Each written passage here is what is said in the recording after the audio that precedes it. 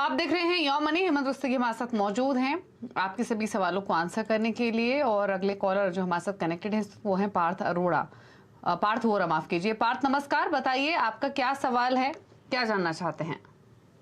Hello, मेरा अभी as 21 है और मेरे को अभी स्टार्ट करना है इन्वेस्टमेंट SIP में।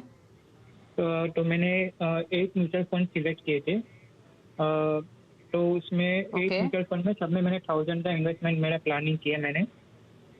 तो 8 म्यूचुअल फंड उसमें UTI निफ्टी 50 है, पारक फ्लेक्सी कैप है, क्वांट टैक्स सेविंग है, ICICI टेक्नोलॉजी फंड है, Canara Robeco large cap fund है, PGIM मिड कैप फंड है, SCS ग्रोथ अपॉर्चुनिटी फंड है और lastly ICICI prudential next 100 index fund है। तो पार्थ 7000 तो आप डाल रहे हैं 7 ही फंड्स में। ये बताइए कोई विजन है, कोई गोल है आपका? नहीं, मेरे को इन्वेस्टमेंट, मेरा मनी इन्वेस्टमेंट करना है, वही है, कोई गोल नहीं है। और मेरा और एक क्वेश्चन है, आप also can you please tell of डेप्ट म्यूचुअल फंड अगर अच्छे रहेंगे कोई मेरे को इसके अलावा?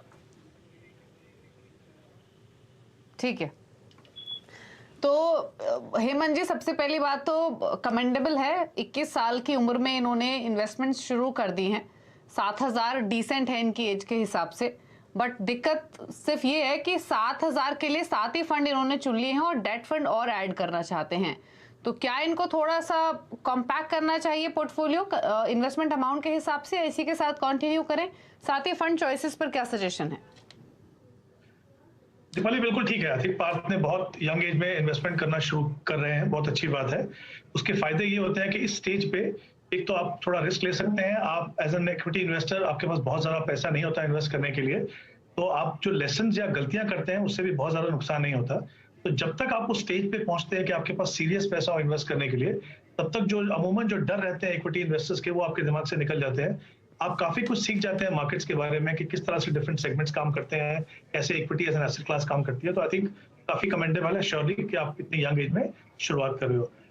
7000 के लिए 7 फंड डेफिनेटली मुझे लगता है it's a case of over diversification. तो इसमें डेफिनेटली उनको थोड़ा सा कॉम्पैक्ट करने की जरूरत है।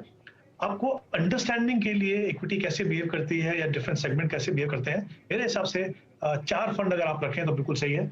अगर आप टैक्स सेविंग के हिसाब से कह रहे हैं, आपने कहा क्वांट टैक्स सेविंग आपने चुना है, वो आप रख सकते हैं।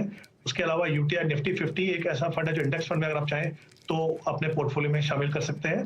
उसके अलावा PGM का जो मिड कैप फंड है वो काफी अच्छा फंड है और मिड कैप सेगमेंट में भी एक्सपोजर इस स्टेज में मुझे लगता है अच्छा है, क्योंकि आप उस सेगमेंट को बेहतर तरीके से समझ पाएंगे। और उसके अलावा एक्सेस ग्रोथ अपॉर्चुनिटी जो एक लार्जर मिड कैप फंड है और साथ में कुछ पैसा जो है वो इंटरनेशनल मार्केट्स में भी वहां पे इन्वेस्ट होता है। तो मुझे लगता है ये 4 फंड अपने पोर्टफोलियो में रखिए। सेक्टर फंड वगैरह को इस समय पे मुझे लगता है थोड़ा दूर रखिए, बाद में जाए तो अगर आप अपने पोर्टफोलियो में शामिल कर सकते हैं। तो ये 4 फंड रखिए। डेट फंड की इन्होंने बात की सिर्फ इसलिए क्योंकि आपने सुना है कि पोर्टफोलियो में डाइवर्सिफिकेशन होना चाहिए, इक्विटी भी हो डेट भी हो, इसलिए डेट में मत इन्वेस्ट कीजिए। अगर वाकई में आपके पास शॉर्ट टर्म का कुछ पैसा है तब आप डेट में देखिए। तो जैसे शॉर्ट ड्यूरेशन के जो फंड्स हैं उन फंड कैटेगरीज को आप देखिए इस समय पे, क्योंकि हम देखने वाले हैं शायद रिसेंट एक और रेट हाइक देखेंगे और शायद उससे ज्यादा आगे जाके 1 या 2 और भी रेट हाइक हो सकते हैं। तो इस समय पे शॉर्ट ड्यूरेशन फंड्स में आप इन्वेस्ट कीजिए अगर आपका पर्पस वाकई में शॉर्ट टर्म के लिए इन्वेस्ट करना है तो। ओके, तो सिर्फ 4 फंड्स रखिए पोर्टफोलियो में, वो फंड्स आपके स्क्रीन पर हैं। डेट फंड जरूरी नहीं है शामिल करना। डेट फंड्स में इन्वेस्टमेंट को लेकर स्ट्रैटेजी क्या होनी चाहिए वो समझाया आपको हेमंत जी ने, और बाकी इन्वेस्टमेंट्स अपनी कंटिन्यू रखिए। शुक्रिया हेमंत जी, शो में आए आप। सभी व्यूअर्स की आपने हेल्प की उनके पोर्टफोलियो को बेहतर बनाने में। Thank you for being on the show.